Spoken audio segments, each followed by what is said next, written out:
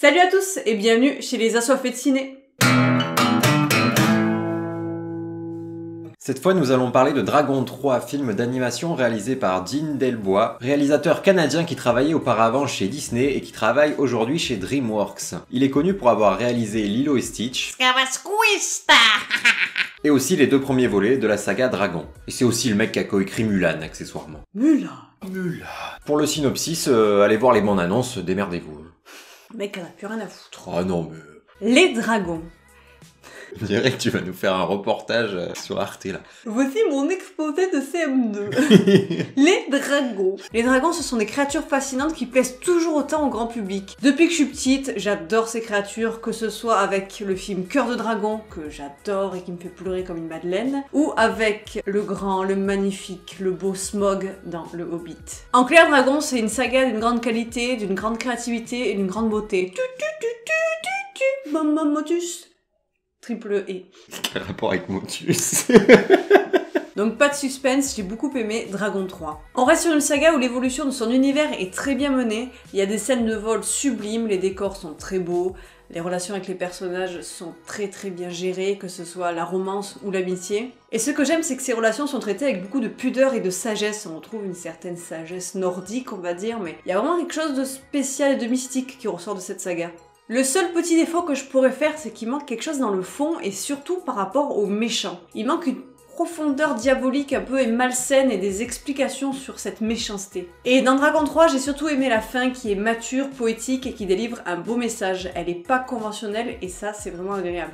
Et toi, qu'en as-tu pensé? Bon, c'est pas un mauvais film, mais c'est peut-être celui que j'ai le moins aimé dans la saga Dragon. Globalement, mon avis est positif, mais il y a pas mal de petits défauts qui ont fait que j'ai pas mal décroché pendant le visionnage. Ce qui fait que, par exemple, au lieu de suivre correctement une scène d'action, je me mettais tout à coup à me demander ce que j'allais bouffer en sortant du ciné, quoi.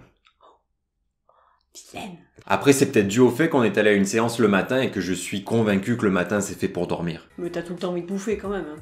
Aussi. Et ce film donne très envie de bouffer des grosses cuisses de poulet qui mangent les Vikings là, parce que tout le long du film ils en bouffent, et moi ça m'a donné envie de bouffer les cuisses de poulet et de boire des grosses pintes aussi, voilà, ça c'est toujours les films de Vikings, ça me... Les principaux défauts étant, et là je te rejoins, le méchant, qui, comme dans le deuxième volet, est pas très intéressant, et en plus là, il est assez cliché et il a des intentions mal justifiées. Oui, dans le premier volet, ce qui était intéressant, c'était la confrontation d'Harold avec les lois patriarcales, en fait, qui voulaient que les dragons soient mal vus, soient tués, et Harold allait vers la modernité et la nouveauté, et se confrontait à son père, et son père était un petit peu le méchant dans l'histoire, mais c'était pas vraiment un méchant, quoi. Et c'était beaucoup plus profond que finalement quand c'était un méchant humain qui arrivait, autre qu'un dragon, parce que dans le premier c'était aussi le roi des dragons qui est un peu le méchant, mais c'est un animal au final. Et ouais, dans le deuxième c'était un peu justifié, mais là dans celui-là le méchant reste assez vague, reste assez cliché, vraiment genre je suis le méchant, et on voit pas trop sa faiblesse et pourquoi il ferait ça au final, quoi, et pas trop de sensibilité. C'est pas trop de histoire non plus.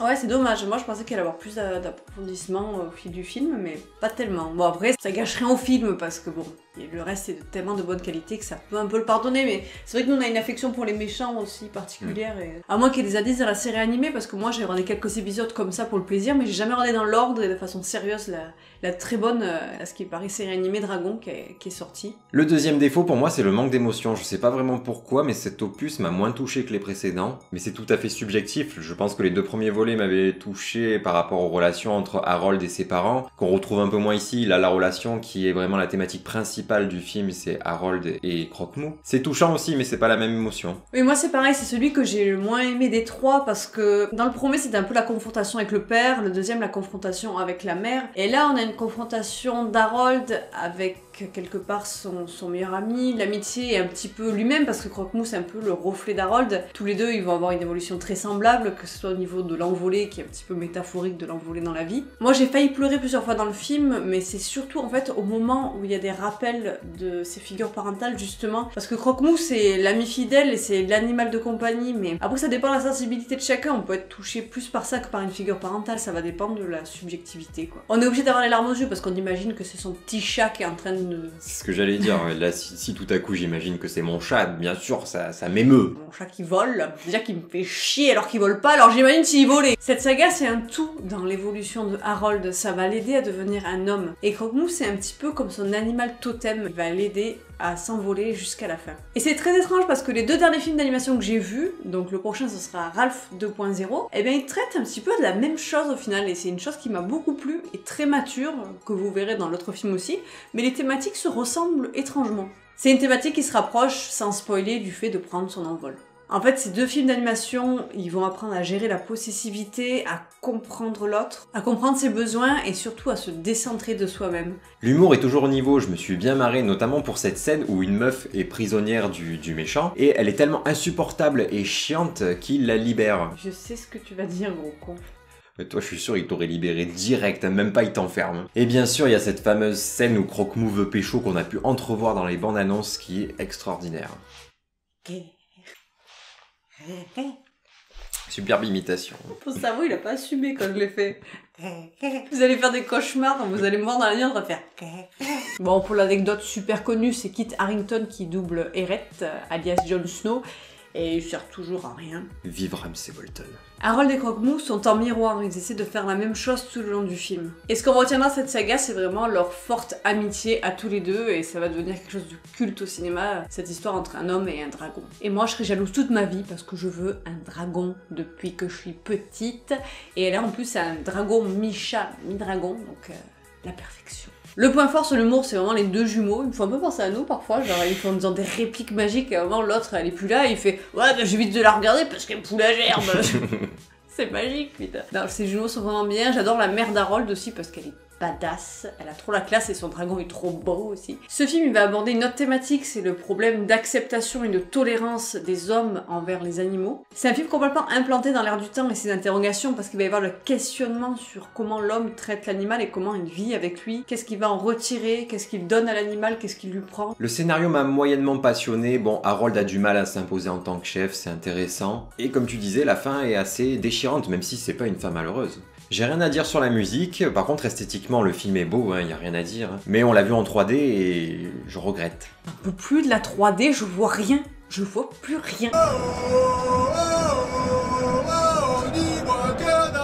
Parfois même j'ai enlevé mes lunettes, genre on voit mieux avec, pourtant on voit rien, mais on voit mieux. Ouais, j'ai vraiment l'impression que ça assombrit l'image. Ça me fait chier la 3D. Je suis désolée, hein. Ceux qui ont des enfants 3D, mais là je peux pas. Des enfants 3D. Des enfants qui naissent en 3D. Ah oui, ça c'est un problème que beaucoup de personnes ont, ouais, ça. D'ailleurs, en parlant de gosse, on a eu un gosse qui a donné son avis quand le film s'est achevé. Et c'était magnifique, il a dit, je cite, « Il y avait beaucoup de bagarres, moi j'adore quand il y a de la bagarre. » Cet enfant fait de meilleures critiques que nous. On va maintenant attribuer une note. Moi, je vais lui donner la note de 15, et c'est la note que je mettrai à toute la saga. Pour moi, c'est une continuité, et une très très belle continuité. Et toi? C'est honnête, moi je lui mettrais la note de 14. Ce qui nous fait la note de... 14,5. Comment tu sais? Dragon 2 restera mon film préféré de la saga. Moi aussi. Sur ce, n'oubliez pas, soyez plutôt des dragons que des gros cons. On vous fait des poutou-poutou et allez voir ce film. Magnifique phrase pour conclure. Une envolée magistrale.